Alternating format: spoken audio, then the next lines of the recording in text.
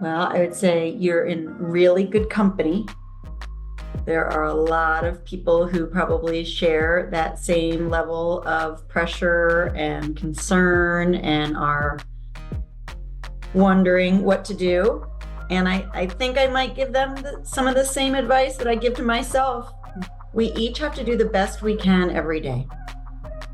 We have to be kind every day. We have to be thoughtful and considerate and take care of ourselves because life is hard. And I think for those of us that maybe are feeling like it's really, really, really too hard,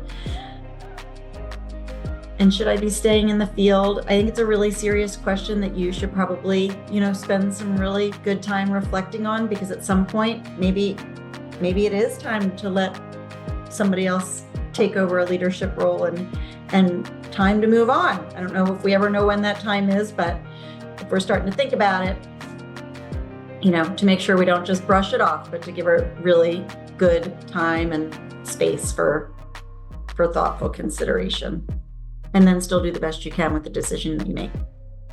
I would say that if you want to hang on, it's really important to get into a reflective space with another professional. So I think we all need opportunities to sort of process and metabolize our day with children, our interactions with children. So I guess I would say get a mentor, because nobody should be working with children, especially children who have experienced stress and trauma or who are using behaviors we find challenging. Nobody should be working with young children without having a space to process it. And so finding somebody to process with, whether that's a mentor, a reflective supervisor, a friend, we need spaces to metabolize what we're experiencing. And so my advice for survival would be to find spaces to process, and also to do all the self-care that I'm sure all of us know that we're supposed to do, but often don't make time for. For somebody who's been doing the work for a while, I this might even sound a little bit silly, but I would like to remind that person to have fun with it. There is so much of the work that doesn't feel like fun, and so it makes you think, I just want to throw up my hands and get out of here. And there are parts of it that just bring us joy. So we want to remember to lean into those moments and give ourselves permission to have fun with it. And I also think fun applies outside of the classroom.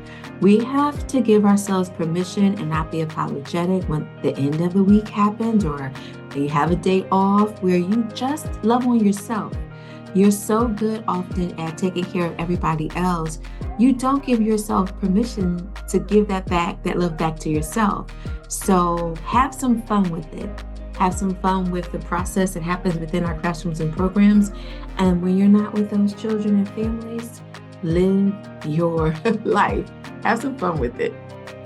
Well, I can understand why seasoned professionals are struggling in the field right now. Times they are changing, and it does feel like things are getting more difficult to navigate. But I hope that we are able to remember the reasons why we went into the field originally, recognize the types of things that we are doing to influence